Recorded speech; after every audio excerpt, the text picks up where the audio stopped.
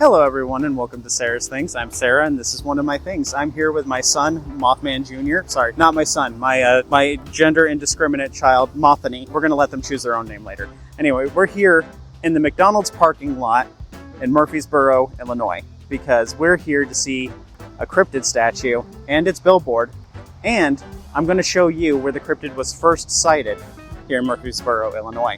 So go ahead and just, do a quick scan around the horizon real quick to prove that, yes, we are in fact in a McDonald's parking lot recording this. So, the Big Muddy Monster, the Scourge of Murphysboro, Illinois. The year was 1973, and this monster ran around for just 2 weeks and then disappeared forever.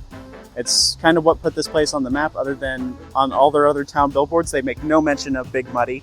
They just mentioned that they have apples here. We're going to cut to Big Muddy and his billboard. So recently I was asked to do some videos by viewers on cryptids, and I thought maybe I should go and start with a cryptid that I can actually visit. Because here in Illinois, we actually have quite a few cryptids in the area. Like, we have Big Muddy behind us, we have the Piazza Bird up somewhere in the middle of Illinois, and then we have the Enfield Horror over on the southeast side of Illinois. Cryptids are a very interesting subject for me because I'm a skeptic, which is kind of funny. That the person who pretends to be a purple alien on the internet is a little skeptical of silly things like cryptids and stuff like that. You think the big alien nerd would probably believe in this sort of stuff, but I don't. But I also don't see the harm in celebrating cryptids or coming up with cryptids or the supposed encounters. I think it's fun. I definitely have fun learning about them in general, and I like the stories that are told. I love stories, and cryptid stories are some of the best stories. There so many of them are like the perfect setup for horror in general. It's simple but effective, and that's what I like about it. My channel is about artistic communities, and that includes writing and art, and there's a lot of queer culture and overlap with that in the artistic communities. And one of the things that are present in those communities very heavily is cryptids. Gay people love Mothman. I love Mothman, clearly. I had a child with him. But I wanted to make this video because every other video I find on cryptids is being read off by some guy who just sounds like he drank an entire bottle of NyQuil and is fighting to stay awake. Their stories sound spookier, I guess, if it sounds like they're fighting off sleep deprivation. Let's wait for that truck to pass. Sorry for the noise. Like most cryptid monuments, this one is on the side of the road. Thank you for the pirouette, Blythe. I really appreciate that. Very elegant, very graceful. So I'm here with Big Muddy to talk about Murphysboro's Big Muddy Monster. You see this big guy behind me, and you probably think they're from Illinois. It's just Sasquatch, but leftist. And you're probably right, because he's from Illinois. He probably says trans rights. But something you don't get a lot of with Bigfoot syndrome cases is dedicated stories and multiple sightings. So this guy behind me, what's also special about him is that he's got a festival dedicated to him every year, set here in June. I, of course, chose a terrible time to decide to make this video, and I'm a month or two late. The Big Muddy Monster is an 8-foot-tall, gorilla-like humanoid with white fur, and is often seen with that white fur muddied with mud because it comes from the Big Muddy River, which is also here in Murphysboro. They're also recognizable by their red eyes, which you can't really see on this bronze statue. Now, something interesting about the story of this is that the footprints of the Big Muddy Monster were only a foot long, but if you take a look at them grippers down there, those are much bigger than a foot long. Put them on Feet Finder. Now, he's only been spotted here just a handful of times. There's 3 confirmed sightings, and they happened over the course of 2 weeks in 1973. And then he's gone forever again, as quickly as he came. So yeah, he had a short run of terrorizing the people of Murphysboro, Illinois for about 2 weeks. It's a very short window of time. There's been some sightings after that, but they're considered non-canon because they happened after the New York Times published an article on him. So a lot of those ones are considered hoaxes. But, I mean, you can consider most of these a hoax. But yeah, let's go back to where it started. 52 years ago in 1973. It was late at night when two young lovers were getting nasty while parked slightly off the road. They were next to a river called the Big Muddy. The moonlight was no doubt reflecting off the surface, and he probably gave her a cheesy line about her eyes looking like the river with the moonlight reflecting off of it. Randy Needham and Judy Johnson were parked here at 23rd Street down by the loading dock. They had to do all their dates in secret because their love was forbidden. Judy's father had told her to never be seen with that rapscallion Randy Needham, so they tried their best to not be seen, and this little river at night was the best spot that was still in town, so they got to schlorpin' faces. Kidding. The only twist in this story is that the two weren't making out at this romantic scene. Instead, Judy said they were arguing about when they should go back, and that's when they heard it. A shriek from the direction of the river. It was ear-piercingly loud and shrill. Randy said it sounded like an eagle screeching into a microphone. Randy shut off his radio and looked around, not leaving his car, just trying to find out where the sound came from. It shrieked once more, and it was coming from the brush directly in front of his car. Then it crawled out. A massive hairy beast covered in mud. The beast itself was covered in white fur with bright red eyes, not only being a strange beast like many cryptids, but an even more rare shiny variant, an albino. Not only could they see the creature, but it allegedly smelled foul. Randy hit reverse and peeled out of there as fast as he could. Judy and Randy contemplated whether they should tell the police or not. Judy was concerned about how her father might chew her out, but she decided that the damage the beast might do is way worse than the scolding that she would receive from her father. So the two reported the sighting. In the report, they described it further. It was bigger than a gorilla, almost 8 feet tall with matted, muddied white fur. Former police chief Ron Manwaring, who was a patrol officer, took their report very seriously. Interestingly, Mr. Manwaring had only moved to the city the year prior, after graduating from SIU. The report basically said what I told you already, but with the addition of walking on 2 legs specifically. Manwaring took their report very seriously, and he believed their story because the two's secret relationship would be revealed by reporting it. Judy's fear of getting scolded by her father was apparently proof that they had nothing to gain from coming forward. I don't necessarily think that Judy and Randy were lying.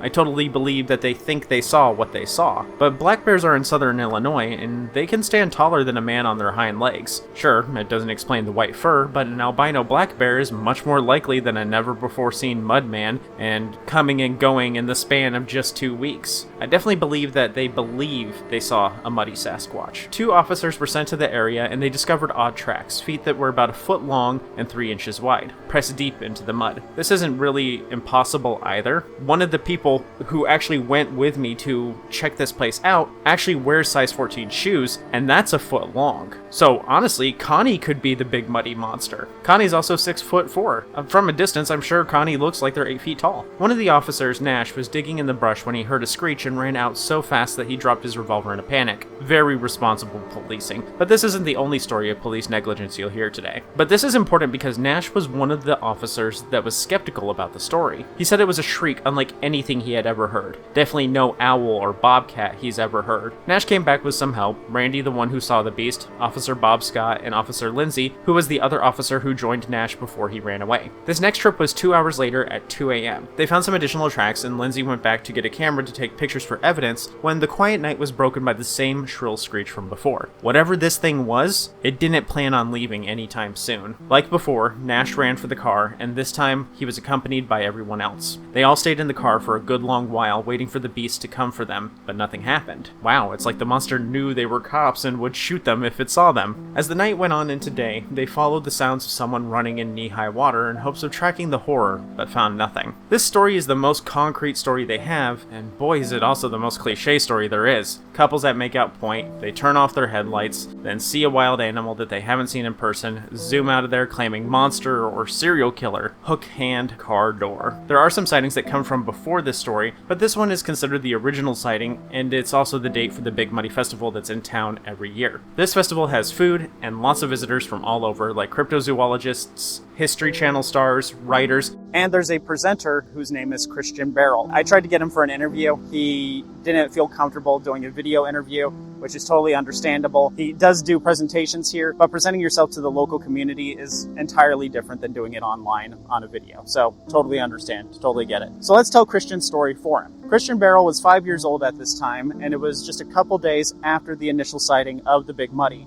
He was in his backyard playing, catching fireflies and stuff, and from the next yard over, he saw a large white figure rising from behind the fence, and he was scared. He ran inside and he hugged his dad, calling for his parents just to help him because he thought he just saw a really big ghost. Beryl was shaking and scared and seeking comfort from his parents, and during this time that he was doing so, another kid was about to see a sighting of their own. Okay. Sitting on the back porch of another nearby home was Cheryl, hanging out with a teenage boy named Randy, who's not related to the previous Randy, not the same Randy, different Randy. And they were sitting on the back porch hanging out, doing couple stuff, teenage couple stuff. They weren't making out extra sloppy style on the back of the car like the other couple were, I assume. And that's when they hear a rustling from the bush nearby. They're assuming that it's one of the local kids coming to spy on them, and Cheryl gets a little upset and she decides to go inside and turn on the back porch light. She turns on the back porch light, and what they see is a white figure running towards the woods. So they decide to follow it. And Randy takes Cheryl and drags her along. He's just a couple feet in front of her, and he's constantly asking her, hey, come on, come on. When they finally round the corner, and there, not but a few feet from them, was the face of Big Muddy. Interestingly, when Randy was asked by the police to draw, if he could, a picture of what the Big Muddy Monster looked like, he gave the Big Muddy Monster a spade-shaped head like the Flatwoods Monster. Out of all the stories that have been recounted of Big Muddy, none of them have included this detail except Randy's. Randy also insisted that the eyes of the Big Muddy Monster weren't just red or pink like a typical albino creature, but instead bright, glowing red. Among the other traits that Randy mentioned, they mentioned the horrible smell. Cheryl in particular was bothered by the smell. She said it smelled unlike anything she had ever smelled before. Randy said that he was also close enough to get a look at what the fur looked like beneath that mud. He said it looked like an English sheepdog's fur. Shortly after this was called in, Nash and Manwaring, the officer of the police force here in Murphysboro during the time, unfortunately he's no longer with us, they arrived on the scene to investigate the creature further. They went into the woods where the creature was spotted, and Manwaring called local police officers from nearby cities, totaling out to a police force of 14 men, and a dog that they requested by name named Reb from the Carbondale police force. Reb was a superstar of tracking dogs. He'd helped Murphysboro before with search and rescue efforts, as well as just tracking things in general. Reb was quite good at his job. The rest of the crew was armed with rifles, revolvers, flashlights, and a handful of sticky, stinky mud. Reb used this mud to quickly find the trail of the monster, but it's not like they needed it that much, as the Big Muddy left behind a path of destruction in its wake. Bent branches, trampled bushes, and they were easily able to find its trail. They followed its trail down to the edge of the forest and down an incline which led to the base of the river itself. Everything goes back to the Big Muddy. They lost the trail here, and then they followed along the river until Reb picked up the trail again. Reb was super useful at this point, leading them directly to an abandoned barn off in the distance. The abandoned barn was abandoned for so long that its wood was beginning to rot, and the door was being barely held on with its rotting soft wood. Reb got up to the doorway and did not like what he smelled, did not like what he sensed behind that door. He cowered in fear immediately. Reb was a dog that was very experienced in policing. Reb didn't run away from anything, so this was worrisome. The handler tried to grab Reb and fling him closer to the door, and Reb lowered his body to the ground, stomach to the ground, and scooted away. Reb was not going inside.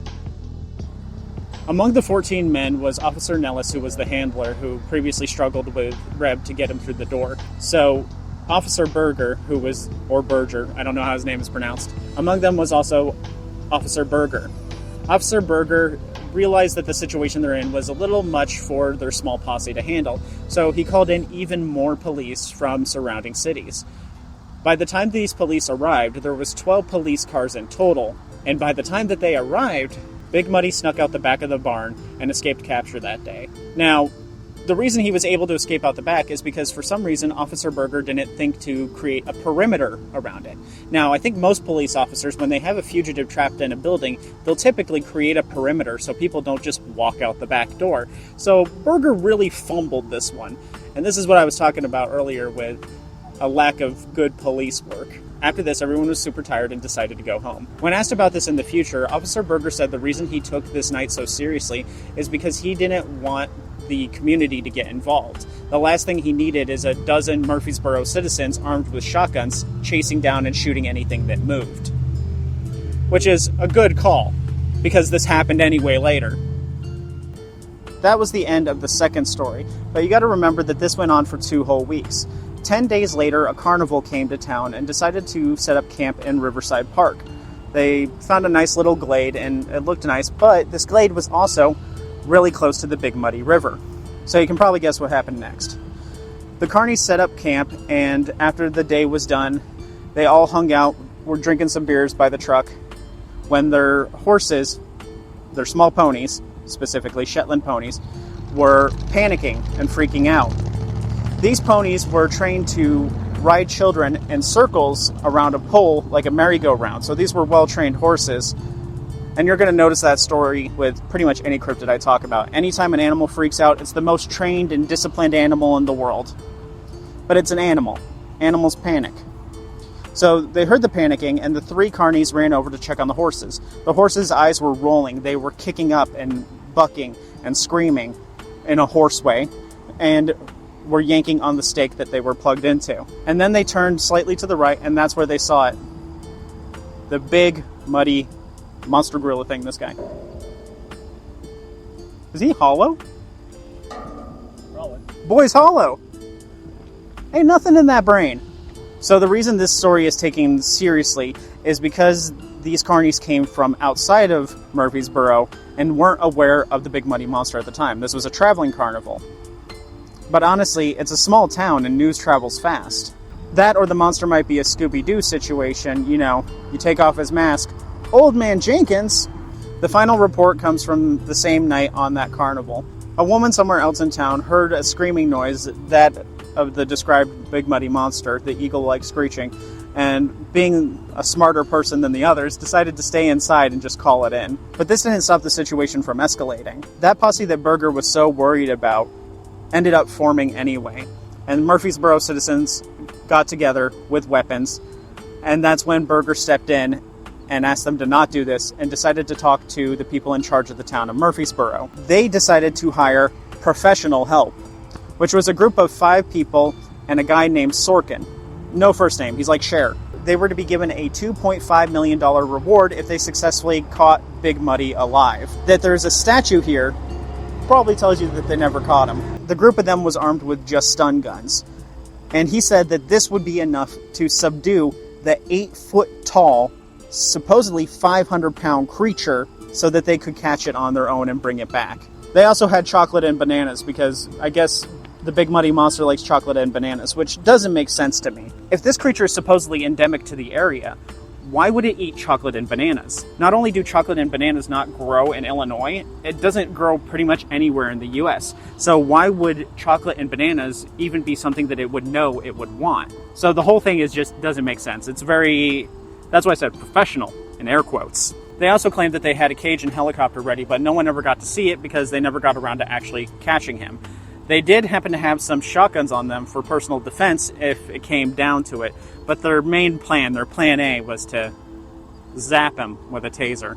And that's the final story of the Murphysboro Muddy Monster. There was some stories that came after this, some trucker sightings of a similar sounding creature, but those came after the report from the New York Times. The New York Times was especially interested in this and wrote a story about the Big Muddy Monster, and they tried to liken it to the Sasquatch, which is where it gets most of its, gorilla aesthetics. They were claiming that it was related to the Western Sasquatch, although much more violent. But we never actually saw the Big Muddy Monster do anything violent. If it exists at all, it was a peaceful creature. And in the 52 years that followed, the Big Muddy Monster hasn't done much of anything else. He was gone as quickly as he arrived. So what do you think of the Big Muddy Monster? Do you think it's real? Personally, I'm interested to see what would have happened if Berger actually set up a perimeter around the barn. I think we would have finally figured out what the Big Muddy Monster was, which I'm guessing is just a man in a really hairy suit. Just another person who's living in a small town that has nothing to do and got very bored and very creative. But fast forward a few decades later, and it's a small town. And small towns have a lot to benefit from having a cryptid. You're probably aware of the Mothman statue that exists in West Virginia. That brought in a lot of tourism dollars, so it only makes sense to do one for here too. There's also the added tourism dollars of the Big Muddy Fest, the money coming from the food trucks, the tourism dollars of people having to stop and use the town, and the numerous documentaries that they've had made on the Big Muddy Monster, including the Amazon Prime series. Personally, I believe in the original story. Now, I don't believe that an 8-foot-tall gorilla man caked in mud was hassling some teenagers, but I do believe definitely that Randy and Judy saw something that day. But as for whether it's a gorilla or not, I think that's a bit of a stretch. But I believe in their story. I believe in their fear. I believe in what they felt and what they think they saw that day. But I don't believe in the stories that came in the years to follow, or in the days to follow. But does it matter if it's real? Does it matter that I'm skeptical of this? Does that somehow ruin the story? I don't think so. Because I'm here with an 8-foot-tall bronze statue of a creature that one person saw that day and went on to be a legend of its own. I'm here with the Big Muddy Monster, my child, and I'm about to go over to a Hardee's and absolutely destroy my guts. And honestly, it's pretty great. It's the most American thing ever. It's a pretty cool story that put a small town on the map. There's people here, and they have stories to tell. All right, we're done? Yep. Okay, cool. Let's go get Hardee's. I'm hungry as fuck. Thanks for watching. This video is brought to you by supporters like patrons, members, supers, and people who get my merch. If you want to help like they do, check out my Patreon or my merch. Patrons and members get their name in the credits and ad-free videos like this one, and early access while I work on the thumbnail. Even the lowest tier gets their name read aloud, and just $1 is more than if you watched all of my videos with your ad blocker off. So it helps out much more than you'd think, but that's it for now. I'm going to let Mothany do the Patreon read this time. Thanks again to supporters like Taito Phoenix, Aspoin Artist, Paper, Faye Penguin, Momentary Unicorn, Aurora the Puppy Moth, Swy, Nat, Marius, Yini, Wormsaw, Rask, Ver, Beef, Saigan, Colorado Blue, Raditon, Ninky, TG Dante, Spikejack, Willie P, that's really hard to say, Baxter Rabbit, Winky again, and Molding Break. I'll see you all later. Please dispose of your mothballs, and Dad, if you see this, you're behind on child support and I can't eat any more ramen. Parental unit Sarah doesn't let me eat crows because they're too expensive.